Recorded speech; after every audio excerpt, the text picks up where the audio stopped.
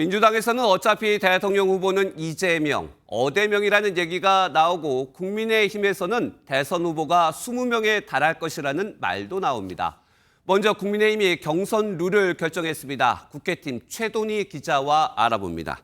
최 기자, 국민의힘이 경선 룰을 결정했는데 먼저 4명을 뽑고 2명을 나중에 뽑는다. 어떤 내용입니까? 네, 조금 복잡한데 알기 쉽게 정리해드리겠습니다. 기본 틀은 현재 10명이 넘는 후보를 4명, 2명, 1명으로 단계적으로 추려나가는 방식입니다. 네. 이걸 어떻게 추리냐면 처음엔 국민 여론조사 100%, 다음엔 당원이 참여해 반반으로 나눠 적용합니다. 그런데 만약 4인 경선에서 과반 후보가 있으면 추가 경선 없이 확정됩니다. 그럼 4인 경선하고 양자 경선 어떤 차이가 있습니까? 지금 유력 주자가 없는 만큼 결국 양자 대결로 갈 가능성이 커 보입니다. 이럴 경우 반반 구도에 무엇보다 탄핵 찬반을 두고 당내 충돌, 그리고 경선 이후에도 갈등봉합도 쉽지 않게 됩니다. 네. 여기에 반탄이든 찬탄이든 진영에서 입지가 큰 후보로 여론이 몰릴 공산도 있습니다. 궁금한 건 국민의힘 이 같은 룰에 누구에게 유리하고 불리할까요? 핵심은 당심과 민심에 있는데요. 최근 발표된 한 여론조사를 보시면 지지 구분 없이 물었을 때와 국민의힘 지지자 대상으로 물었을 때 차이가 납니다. 결국 당내 지지가 높은 후보는 당심이 많이 반영되길 바랄 거고 일반 여론조사에 자신 있는 후보는 국민 여론조사 비중이 높길 원할 겁니다. 반영 비율을 놓고 후보들의 입장이 엇갈리는 것도 바로 이 때문인데요. 유승민, 안철수 의원에 이어 한동훈 전 대표도 이른바 찬탄파는 여론의 기대에 민심을 원하고 있습니다. 반탄파로 분류되지만 인지도가 높은 홍준표 대구시장 역시 민심 반영 비율이 높기를 내심 바라는 눈치입니다. 네, 앞서 기사도 보셨는데 한덕수 대망론이 계속 나오고 있습니다. 대선에 디귿자도 꺼내지 말라고 했는데 트럼프 대통령이 꺼냈어요.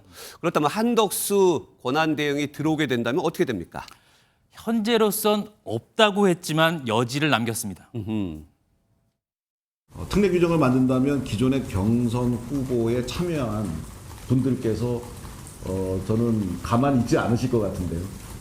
만약에 이런 경우는 있겠죠. 단일화를 통해서 시너지를 발휘해야 집권이 용이하겠다라고 생각하시는 분들께서는 그렇게 할 수 있습니다. 한대행을 위해 원칙을 바꿀 수 없지만 유력 주자가 없는 국민의힘으로선 한대행의 경쟁력을 무시할 수 없기 때문입니다. 한대행에 대한 당내 미묘한 기류에 기존 후보들은 맞득치 않은 분위기가 감지되고 있습니다. 네, 시간이 얼마 남지 않았는데 이번 주 내에는 한대행도 결정을 할 것이다. 이런 전망까지 나오고 있습니다. 일단 윤석열 전 대통령을 찾아서 대선 후보들이 가고 있어요. 메시지도 전달하고 있고 윤 전 대통령이 영향력을 미칠 수 있을까요? 앞서 보신 것처럼 대권 주자들이 잇따라 윤 전 대통령과의 관계를 드러내고 있는데요. 네. 아직까지 윤 전 대통령이 대선에 대해 직접적으로 언급한 적은 없습니다. 다만 이렇게 윤심을 부각하는 건 대통령 지지층과 당내 강성 지지층이 상당 부분 겹치는 만큼 당내 경선에선 통할 수 있다는 판단 때문입니다. 기존 경선 룰에 마땅한 유력 주자가 없는 상황에서 윤심의 영향을 무시할 수 없다는 분석도 있는데요. 반면 당내 한 중진 의원은 탄핵 인용 여파와 중도 확장성을 고려하면 윤심의 영향이 미비할 거라고도 내다봤습니다. 다만 짧은 경선 일정에서 각 후보들은 윤 전 대통령의 행보와 메시지에 촉각을 곤두세우고 있는 건 분명해 보입니다. 네, 경선 룰이 결정된 국민의힘 상황 알아봤습니다. 국회팀 최돈희 기자였습니다.